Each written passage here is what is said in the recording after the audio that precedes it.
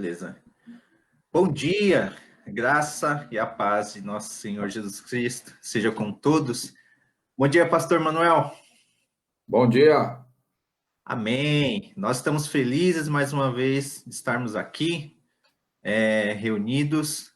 Obrigado pela sua audiência, por estarmos aqui juntos. Que Deus os abençoe e prepare nossos corações para receber a palavra de Deus nesse desafio, né? Hoje está bastante frio, amanhã de frio em São Paulo, mas estamos aqui juntos.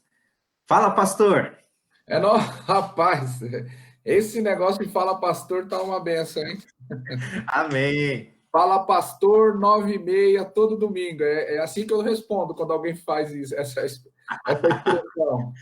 É isso aí. A Mas, palavra está contigo. então, beleza. Pode começar então, meu superintendente? Vamos lá! Deus nos abençoe. Maravilha.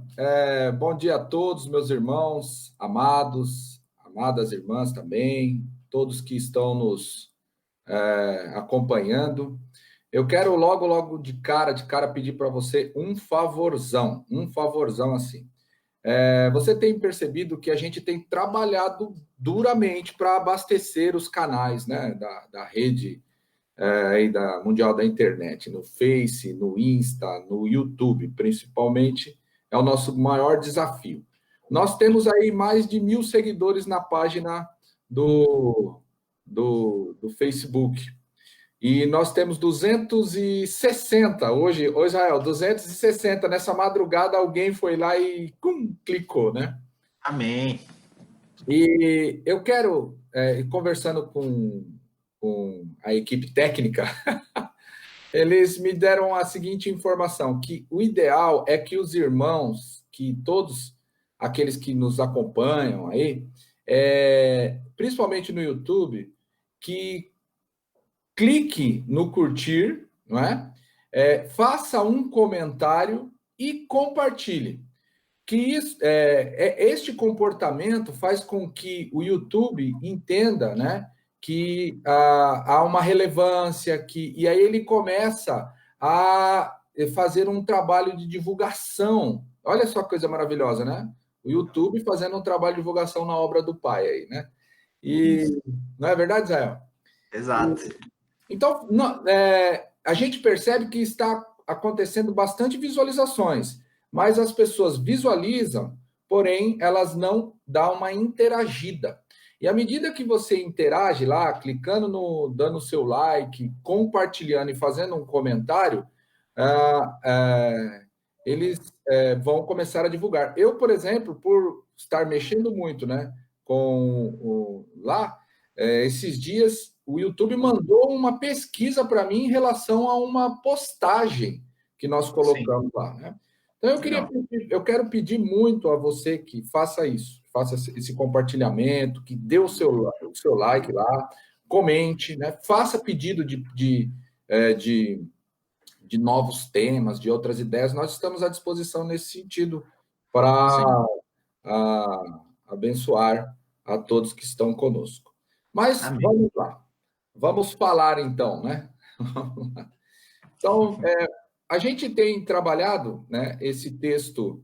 A culpa é da mocidade, viu, Israel? Ó, a culpa é da mocidade. Certo. Esses jovens, né? Esses jovens. E é a turma do Henrique, Bá, Valquíria, né? Isso. O Bá e a Valquíria são jovens há mais tempos, né? Essa é a verdade.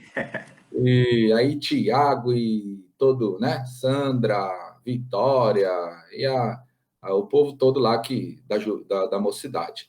Então eles me fizeram aquela proposta, como está a sua bateria, e usaram o texto de Isaías, né? 40, versículo 31, que diz assim: mas os que esperam no Senhor renovarão as forças, subirão com asas como águias, correrão e não se cansarão, caminharão e não se fatigarão. Então, Israel, como nós estamos vivendo nos nossos dias, né? Dias de embate, de luta, né?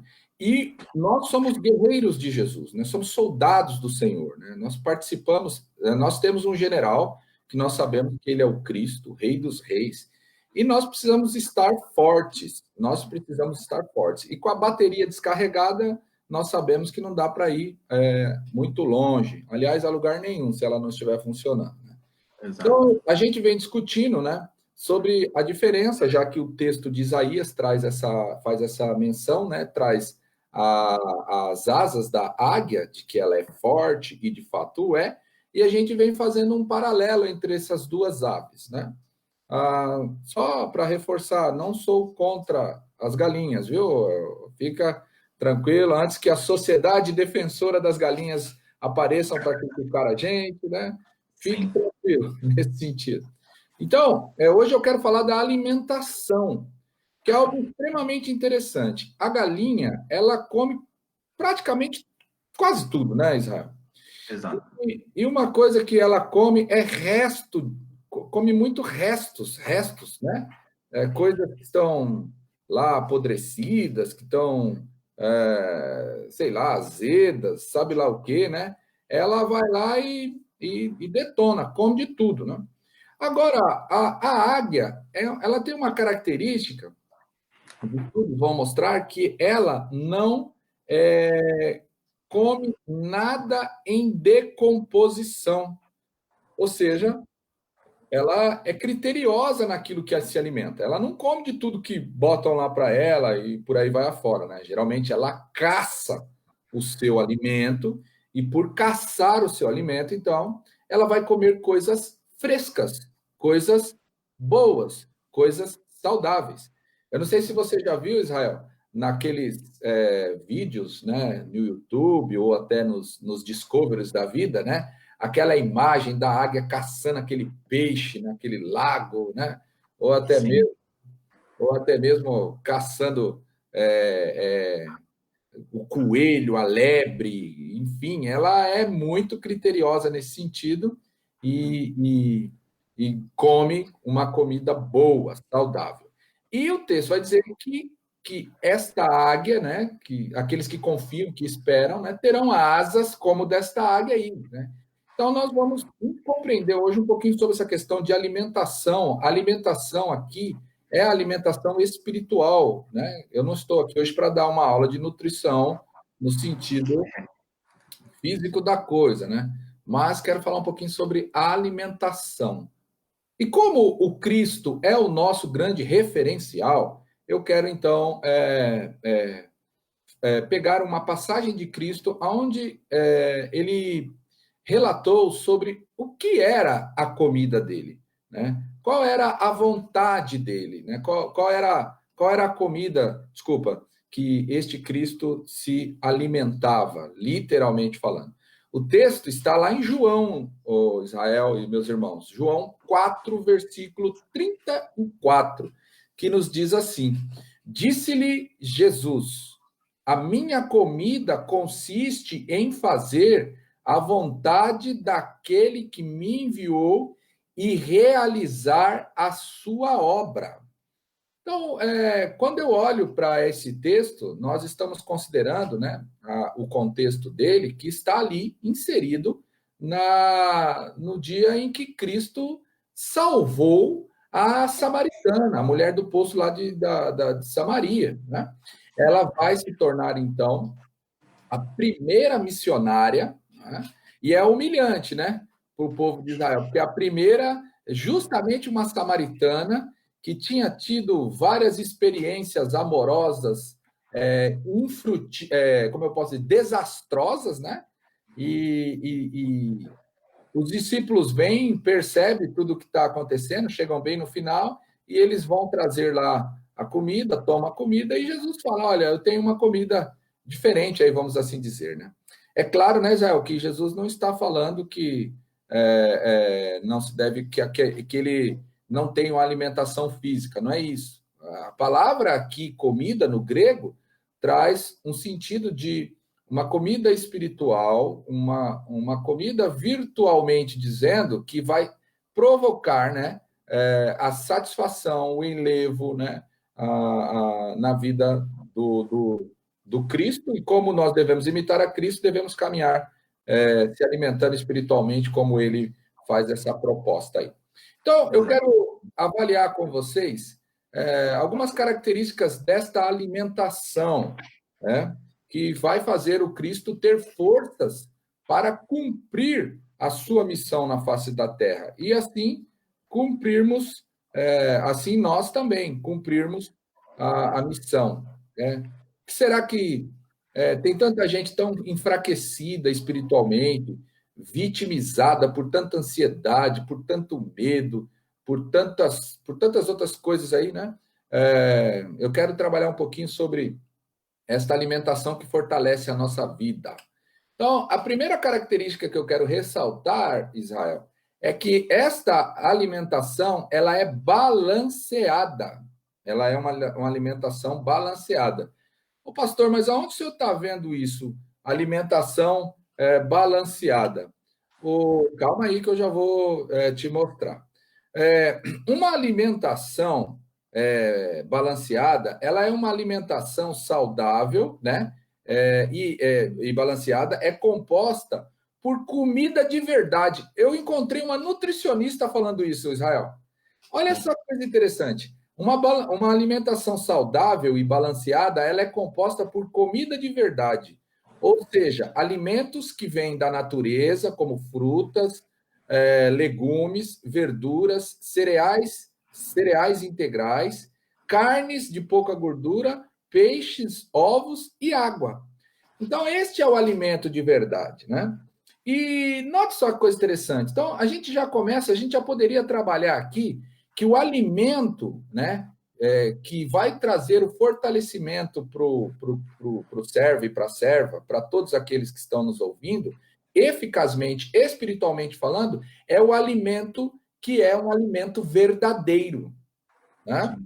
E eu já começo a fazer alguns ganchos, né? Se Jesus disse que era o pão da vida, o próprio Cristo disse que ele é o caminho, a verdade. Então, né, aquele que come do pão que é Cristo, ele está comendo da verdade também, né? Ele está se alimentando.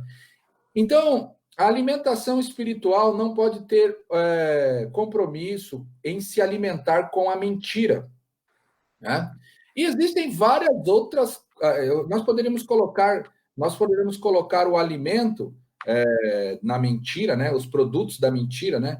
Por exemplo, né? E aí você vai, né? Ter aquilo que não é seu, desejar aquilo que não é seu, né? Se não é seu, não lhe pertence. Se não lhe pertence, não lhe faz parte do seu pacote, do seu cabedal. Então, se não é seu, vocês não podem dizer que é seu, porque se você disser que é seu, você está mentindo, você vai te fazer mal, né?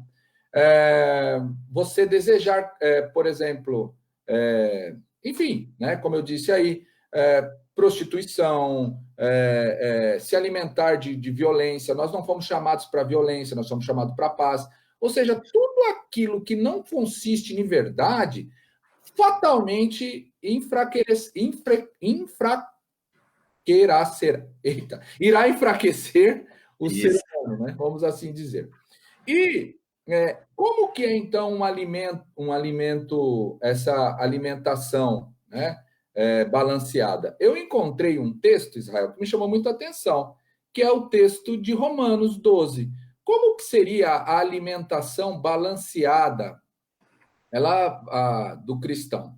Então, uma alimentação balanceada, ela tem que ser boa, espiritualmente falando, né? Ela tem que ser boa, lá. Comida tem que ser boa. Ela tem que ser perfeita, ou seja, ela cumpre. Você não pode querer um arroz, se você quer comer uma carne com estragada, não, ela tem que vir perfeita para você poder consumir, né? E ela tem que ser agradável, né? Tem que ser gostosa, né? Essa é a ideia, né? Se bem que tem alguns alimentos que não são tão gostosos, né? Mas fazem bem, né? Nós podemos assim dizer. Locke o diga, né? Tem gente que gosta.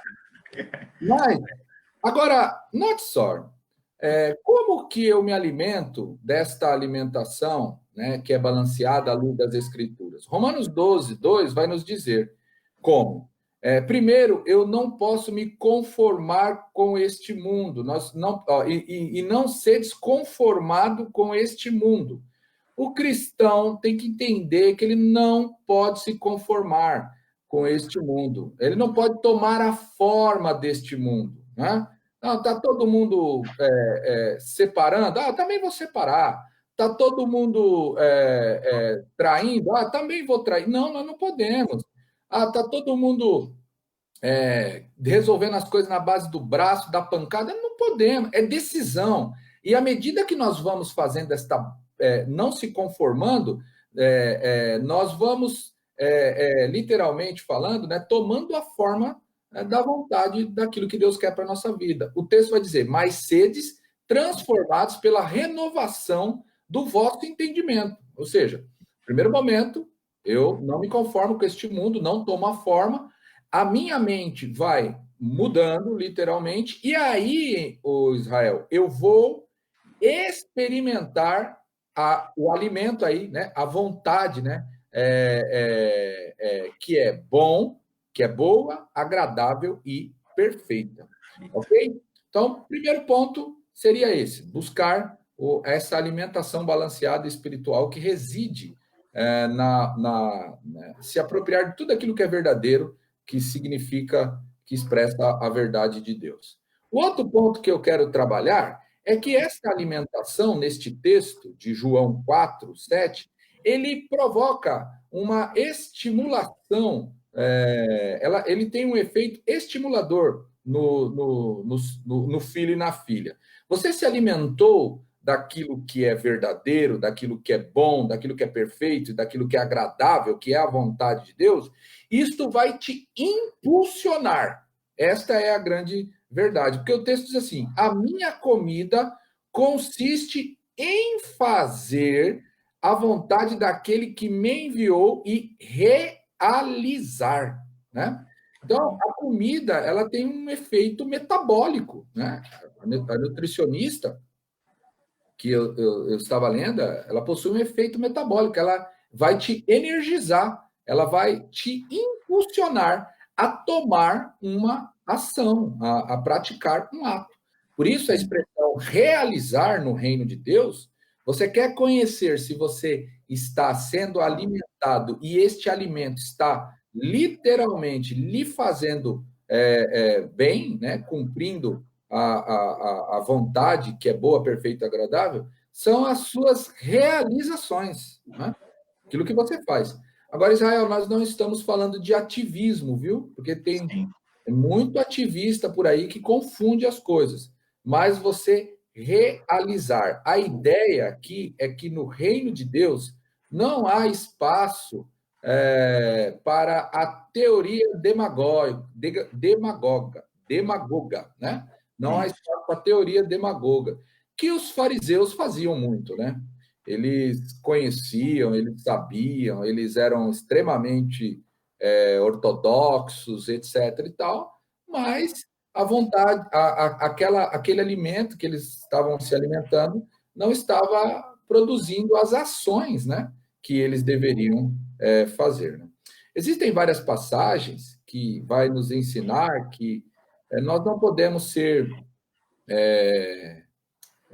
meros observadores, né? Nós temos que ser praticantes.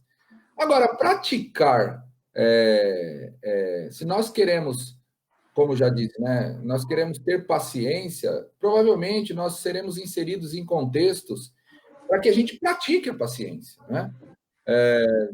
E por aí vai afora, né? Diante de lutas, diante de dificuldades, né? Às vezes, também quando tudo está bem, sabia que às vezes, quando tudo está bem, quando está tudo bem financeiramente, é um grande desafio para nós praticarmos a palavra de Deus, é um desafio, né? Então, a palavra de Deus, a vontade de Deus, esta comida, quando nós nos alimentamos da vontade de Deus, nós temos um desejo de realizar a obra, né, no reino. Que é o, por fim, que eu quero trabalhar, é que esta comida balanceada, que te estimula, tem uma finalidade. Qual é a finalidade? Jesus vai dizer: a minha comida consiste em fazer a vontade daquele que me enviou e realizar a sua obra, ok? A fazer a obra de Deus é um grande desafio, e nós temos que fazer, Israel, por vários motivos. E um dos motivos maiores é porque se você para pensar, se você, Israel, só ficar comendo, comendo, comendo, comendo, comendo e não praticar absolutamente nada, o que vai acontecer com você? Eu vou engordar. Vai virar um obeso, né? Exato. Vai virar um obeso. E aí você pode ter uma série de complicações, né? Você pode ter problema com colesterol, você pode ter problema com triglicérides, você pode ter problema com uma série de coisas, né? E a Bíblia, ela fala muito do problema das ovelhas obesas, mas não é aquele irmão que tem que é gordo, não é esta a ideia, tá? Fica tranquilo, né? Sim. Mas é aquele que só incha. Então ele sabe, conhece, mas ele não pratica. Ele não está envolvido com a finalidade da obra, com a finalidade da vontade, daquilo que Deus quer, que é fazer a obra, né? E esse texto, esse versículo, ele está inserido dentro de um contexto em que Jesus, na sequência, vai falar, Israel e a todos que estão me ouvindo, sobre a obra dele, sobre o reino, sobre tudo aquilo que ele tinha para ver. Ele falava: olha, faltam 4 meses para a ceifa, né? Então, vamos lá. A ideia é essa. A obra, e ele vai terminar no contexto lá, falando de que a obra, né, era fazer a promulgação, o ensino, buscar, salvar as ovelhas perdidas, para dar a estas ovelhas a vida eterna. Então, o entendimento que se tem aqui é: quanto mais eu me aproprio da verdade, quanto mais eu me alimento da vontade de Deus, mais eu causa de Deus no desejo de cumprir e realizar a obra dele aqui na terra, que é salvar o pecador, que é salvar o perdido. Então, eu quero dizer para você que talvez essa situação toda de anemia espiritual está pelo fato de você não estar se alimentando da vontade de Deus e também não, ao se alimentar dessa verdade, enterra o talento, esconde, deixa de fazer o que tem que fazer. E a falta da prática atrapalha no nosso processo de fortalecimento. Não atrapalha no nosso processo de fortalecimento. Para encerrar, eu queria fazer uma pergunta e fazer uma conexão com um livro que eu quero indicar aqui. Israel, você tem lido algum livro aí? Podia dar uma dica para a gente? Um livro que tem te ajudado a aprimorar, aperfeiçoar a sua vida, o seu crescimento espiritual? Sim, pastor. Eu tenho 2 livros aqui. Um é A Resolução de Todo Homem e o outro é Os Atributos de Deus. Aí, livro benção, hein? No texto da EBD. Ai, que maravilha, cara. Legal mesmo. Eu acho que é por aí que a gente tem que caminhar, conhecer aí, né? Eu quero indicar para você, e para todos aí que estão me ouvindo, né? Em relação ao tema de aborto, né, Israel, que andou pegando Sim, bastante, sim. existe um livro chamado A Ética Cristã, Alternativa e Questões Contemporâneas, de Norman Geisler, né? Um livro interessante, que vale a pena a gente ler para a gente não ficar, às vezes, trabalhando aí em suposições, né, de linhas ideológicas que talvez não expressam a melhor compreensão cristã, né? E o outro livro, Israel, que é excelente para o crescimento, né, do cristão, é esse aqui, ó, Fazendo Toda a Diferença, Investindo em Outras Vidas, de Benjamin. Ele é um livro, Israel, que fala que ele faz uma relação com quando você tem um filho, você amadurece. E por você amadurecer, você começa, então, a tomar decisões diferentes e mais responsáveis. Mais responsáveis. Agora, salvar vidas, levar pessoas a Cristo e Cristo às pessoas, isso tudo nos ajudará a não nos tornarmos obesos espiritualmente, e sim práticos, responsáveis e coerentes e bíblicos com o compromisso com a vontade de Deus, que é salvar os filhos e filhas deles na face da terra. Então, que Deus te abençoe, abençoe você, Israel, sua família, e a todos os irmãos, irmãs e aqueles que nos seguem nos canais aí, hoje e eternamente. Lembra? Curtir, compartilhar e comentar o nosso canal no YouTube lá. Que Deus abençoe, Israel. Amém. Obrigado, pastor. Nós louvamos a Deus pela palavra trazida hoje e queremos convidá-lo a sentar conosco, a conversarmos, né, discutirmos sobre o reino de Deus, né? Faça uso das mídias sociais, o Facebook, o Instagram, o WhatsApp, e principalmente do YouTube, né, como foi comentado aqui pelo pastor. Nós vamos nos dividir em salas, em classes agora na escola dominical, e ter um lugar para você. Jovens, adolescentes, mulheres, homens, você é bem-vindo. Estamos aqui juntos, estudando a palavra de Deus, buscando o crescimento, né? E que Deus nos use para o crescimento do reino que é dele, e que toda a honra e toda a glória seja para o nome de Deus. Forte abraço, até a próxima.